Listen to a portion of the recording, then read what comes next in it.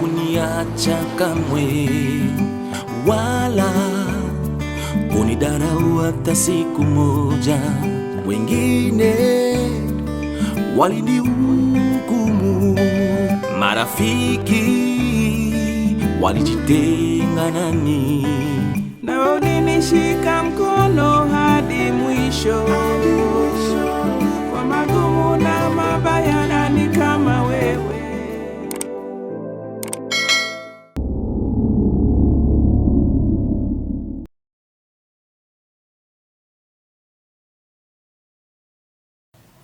Hello everyone, good morning, good afternoon, good evening, depending on where you're watching us from. Welcome once again to Saga Prison Stories. My name is Judith Grace Akinyi, aka Saga. Hello our people, my name is Robi Mkonjero. Welcome to Saga Prison Stories. And today we are here on a very different note. We are sad that, we are sitting here to remember somebody we really cherished, someone who really brought about changes in our lives when we were at Langata Women's Prison. And this is none other than Madam Wanini Kireri, who at the time of her death was the commandant, I think. I don't know how they call the positions, but she was in charge of the training school in Ruiru, where the officers who man prisons train. And I lack words because we are so sad, because this is somebody we really, really loved. And but again, who can stand against the Lord? When we pray, we say, may His will be done, and His will has been done in her life. Madam Wanini Kireri was an elegant, glamorous, joyful, beautiful. Very beautiful. I don't know, beautiful both inside and outside. One would not know that she was a prison officer. When she did her rounds in the prison, because they do this every once a day, when, just to see how the inmates are doing, she had this magic wave that just used to pass around the whole prison, and everyone would be happy that she had done her rounds. And when she didn't appear, the people would be sad and they would ask, why didn't she come to do her rounds today? We are just going to pay tribute to her by celebrating her life and the good things that she did when we were there. Maybe, Robbie, what can you remember? As we'll just share and talk randomly without any form, the things that she did for us, the good things that we can remember. Okay, the first thing she did, it was to bring the school in Langata, where you are, I don't know, the headmistress or the principal, I don't know how I can call it. Okay, Madam Wanini, in short, she introduced formal education. She introduced formal education in Langata, and as Robbie says, she remembers that I was the headmistress. She appointed me to be the head of the school, probably because of my background, because I was a lecturer, and we did the Langata Women's Prison was the first to do the first Kenya certificate of primary education. And in fact, you are the best. Yes, we led in all the prisons, yes. So you can imagine, she came, she came with a remarkable shift of mind, from the traditional canes that the officers were always wielding when they were walking around, they were always with canes. But she came with a totally different mind shift and told the askaris to put the canes down and just talk to us, rehabilitate us. And they couldn't believe it because they were so used to working with those reds. We normally call them reds. The bucket handles. They would take from the bucket, those plastic hard handles, and they would use them to cane anybody. Randomly, they would just beat people. Even just for the slightest mistake, like if people were in the cell and there was noise, There was no shade. They would come and tell everybody to squat, and they start hitting the Yes, legs. it Of everyone. Everyone. But whether Madam, you are making noise or not. But Madam came and said, no, that these people, you don't need to treat them like this. You can talk to people, they can be cancelled, and they can reform without being maltreated, without being dehumanized. And she also introduced the famous Miss Langata pageant that we used to hold every year. Every year. We would hold those, Miss Langata. And again, she made me the head. Charge, I was in charge of all these. Anytime we had a function in prison, she would contact me to have a program where the inmates would, entertain, where the inmates would sing and dance. Yeah, exactly. And the pageants. Remember how she used to call, was it Mrs. Kamunge of yes. Vera? Beauty Vera. Vera Beauty College. What do you remember about the beauty pageant? It was nice. So I think that we used to do our hair. Our hair was neat throughout. If you want to put chemicals, if you want to do anything, I can remember they used to shave you like Madam Wanini. Yes.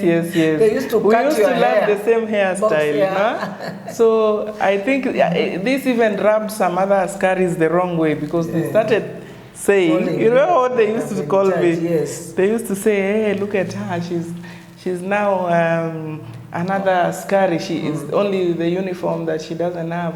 And this was because of my hard work, and also the fact that I think Madam believed in me so much, and she believed that I could handle anything that she gave me to tackle and do it to the best, and definitely it would come out so good. So I know that apart from just us, a lot of people will really miss her. Another thing, Saga, don't forget. Yes. We sang a song with Jemima Thiongo. Pendo la Ajabu. And that song was always the song of the week. At that time, it topped the charts. Yes. Yes. It was called Yesu Pendo Lako. Pendo la Ajabu. No, Pendo? Yesu Pendo Lako ni Pendo la Ajabu. She brought Jemima Thiongo. Yes. And I remember I was the one teaching you people some of the choreography. Yeah. I did. Of course, Jemima also did some. But we did. It was such fun when we were producing that song. It took us 3 days. And it is something that had never happened in the prison. So it made us so jubilant. We were so happy. It was a song that really hit as Robbie says, it was on top of the charts for quite some time. Yeah, it was. Do you remember the tune of the song? Yesu pendo lako ni pendo la ajabu. Yesu pendo lako ni pendo la ajabu. Yesu pendo lako ni pendo la ajabu. Pendo ambalo sikupata ulimwenguni. Nilizunguka nikitafuta rafiki. Nikazunguka nikitafuta mpenzi. Rafiki wote walikuwa ni waongo. Naye mpenzi kageuka kuwa asidi. Niliodhani kuwa ni rafiki. Something like that, eh? And then there is a part where when I was sick in prison, when they told me I'm HIV positive, I remembered when it's Jemima Thiongo, there's a stanza where she said that I was sick and they thought I will die, but God helped me. So I used to remember that. Korokoroni nilipokuwa nimefungwa, marafiki wakanitazama kaenda, wakasema kweli huyu hawezi pona. Is it really like that? Lakini Yesu, no. It is. It Robbie, is grace. No. We will Let me tell you. It's not korokoroni nilikuwa nimefungwa akakuja kunitazama. It was niligonjeka hospital, niligonjeka, sijui marafiki wakanitizama, wakaenda wakasema huyu hawezi pona. So it is something to do with hospitality. It's long, tumeshasahau nyimbo, we've forgotten the song. Some lines we are mixing, but that was the song. If you know it, if you look at it nicely, you will see me, you will see Robbie singing very jubilantly. And that was all because Madam Wanini allowed this to happen. Things that had never happened in the prison. I think another thing that was there was the library. Library, yeah. And the library. And she was doing all this also because the prisons now there was something called the open door policy that had been introduced right from the Ministry of Home Affairs, and Uncle Moody and Madam Wanini and all the officers who are willing to bring change. And because of this open door policy, well-wishers were allowed now to come inside the prisons. Remember before, people from outside never used to come. They used not to come. Never used to even enter into the prison. But I can remember there was a time, at a day, Ugandans came, the ones who works in prison in Uganda. Can you remember? No. Those men, they came round. You have forgotten. They came even to peep into our wards when they were going round. When? Before the reforms or after? It was after reforms. Yes, that's what we were saying, that before reforms, people were not allowed. They were not allowed in the prisons. But after the reforms, they could come. Yeah, even our kids. And remember, yes, that was, we used to call it open day. Open day. Yes, Madam Wanini also introduced open day. And for the very first time, children would come and visit their parents and spend quality time with them. Eat together. Eat together, you know, be close with them. Before that, there was that dark window. You remember that very dark place where someone would come to visit you, they would try to see you, they could not even see you. And you will go many at the same time. So, you know, yeah, there would be, it was one small like pigeonhole like this. And visitors would come, assuming at once. that we are 10 of us inside. And then there are visitors for the 10 of us. So the 10 of us would go and squeeze at one small place and try to through this small window. Then there are visitors on the other side for these 10 people who are also trying. One is trying to talk to me, my visitor. Robbie's visitor is trying to talk. Then another maybe assuming there's Anjeri or Akinyi or a Nyango out there. All the 10 of us trying to speak to people from this small dark hole. They are trying to see you. They are trying to see, is this really Grace? Am I talking to, you could even be talking to answering the wrong person. The wrong person. Because, and then to make the matter worse, there were no secrets because you are forced to talk in Kiswahili. Yes. So the officer must hear what you are talking about. You see? So it was so hard because you will shout, oh, how is home? Everybody's shouting. You want to know everything. Within a minute, out. I tell you, this lady, she had some infectious magic, just as I've said, that would spread all over, whenever, everywhere she stepped. I tell you, wherever she is, I'm sure she's at the right hand of God because of the good things that she did. Not only in Langata. Remember, she even when she went to Shimolatewa, they had very good, positive vibes about her. And before she went to Shimo, I think she started getting awards. Yeah. Recognition here, locally, and even internationally because of the good things that she did. Because of the good work that even I can remember she got an award for Langata being the cleanest prison. Yes. She got a lot of trophies and a lot of medals. I wonder where good people like that go to. You know, nobody has ever been there to come and tell us. But I believe she must be very happy wherever she is. If she was sick, Me, I can remember, I will never forget this time. I was bedridden in prison. Imagine bedridden in prison. But Madam Wanini used to come with the ward. Where we used to sleep is called wards. He will come inside the ward to ask me, how is your day? How did you sleep? Have you taken your medication? You know, which was very rare. Warder coming inside the ward, they normally just stand in the door, just at the door there. But coming inside, very rare, surely. So that thing, it has really affected me, and may God rest her in eternal peace. Because we normally used to call her our British woman. Actually, she was our second mother, because everybody in prison used to love Madam Wanini so much. And if she don't come to see us, we could complain, where is she? You know, that love for the mother, really love. Madam Wanini had a lot of love for prisoners, actually. I think she stood up for change that many, especially the warders and the wardresses, were not ready for. Yeah. Because, you know, them, they were used to hitting people like cows and goats. And when she said, no, I think a lot of people said, who is this? Why has she come with this? And just as you have said, she had a very different mindset. Because when you were sick, I remember when she was doing her rounds, which was so rare with the other officers that we saw, she would make sure that she gets into the ward. Robbie is calling them. The ward is the cell where inmates sleep. This lady would make sure she would go right where we used to sleep. Before the beds came, we used to sleep on the floor.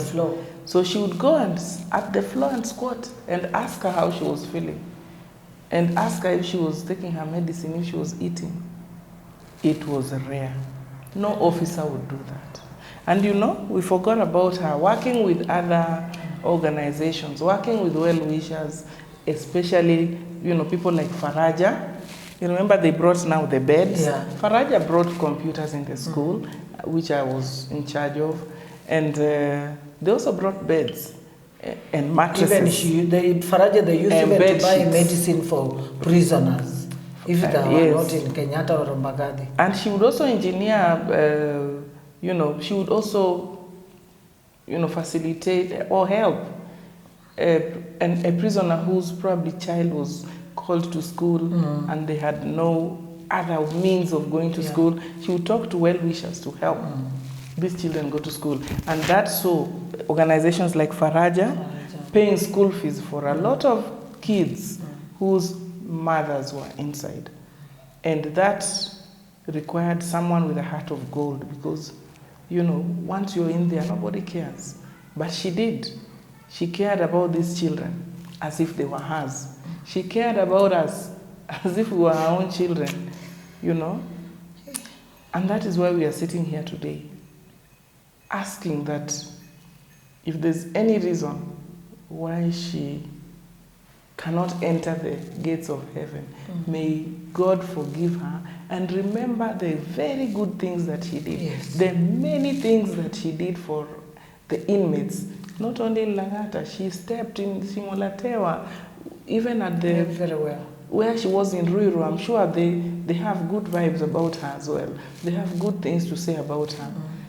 May her soul rest at the right hand of God. Can you remember those Grace? Good things? Yes. There was a time we went to Ruiru. We left this place at 6. Yes. And we went to meet Madam Wanini in Ruiru. Yes. Unfortunately, when we arrived there, she was in a meeting. Yes. But she talked to us through the phone. Yes. Imagine breaking off from her meeting.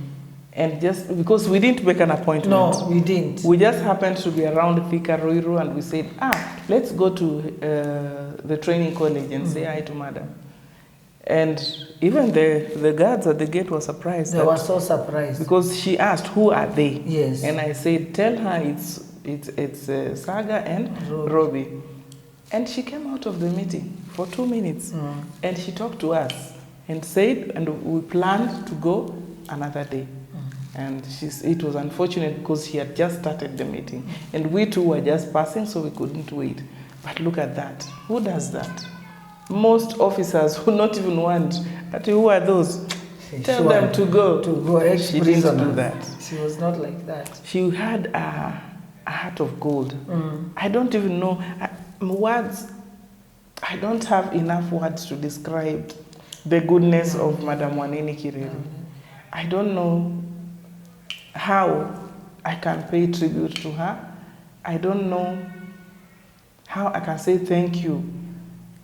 But I thank God that we were able to thank her when she was alive. Exactly. Remember when I wrote my book, Yes. The Deadly Moneymaker? She wrote for me a very good preface. Yes. And she also was very instrumental in my publishing of that book. She talked to Father Peter Mainberg. May God also rest his soul in peace. Good people just go. Last week you went to Yatta prison and I was talking about Madam Wanini. Yes. Yeah. Was it? Yeah. It was less than week. 7 days ago. Yes. We were telling them about, I think everywhere we go we talk about her because of the good things she did for us. I don't know,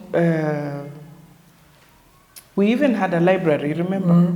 She made sure we had a library. People were now able to call, to call home through the welfare office. I think she introduced counselors when she said no more beating of inmates. She introduced the counselors would come and talk. Doctors, dental, for prisoners. You know, even nowadays they have even paralegal. That we are talking about then. You know, yes, but through her all these things came because if she didn't introduce this, they wouldn't be there. I feel sad today. So sad after hearing of her demise, but we continue to pray that those who have been left behind, her family, may God comfort them. Let us just remember the great impact that she made in our lives and in the lives of many. And we continue to pray that may God find a place for her in heaven. Because for me, I see her now as an angel. Even to me. Because it is hard to find one person with the characteristics that Madam Wanini had. Beauty, elegance, joyful, you know, just beautiful both inside and outside. It is sad. We are sad, actually. We are sad. It is a Even sad day I know, for us. Langata people who knew Madam Wanini, those inmates, they are very sad. Yeah, Very she sad. made an impact in our lives, in people's lives, and us, her family, and Kenya as a whole have lost one soul that is very difficult to find in this world. All we can say is that may Almighty God rest her soul in eternal peace. What we have been able to recall are just a few of the things that she did. There is so much more that we have not mentioned, but we just brought that to light so that you can see the kind of good person that she was. And this is probably the best that we can do in memory of her as we continue remembering her and praying for her soul. Yeah. Thank you for listening to us. If you've not subscribed, please consider doing so. Comment, like, and share our video. Thank you for always being with us. We love you. Thank you so much. May God rest her in eternal peace. And thank you so much. Please, we love you, our people. And please like, comment, and share. Thank you.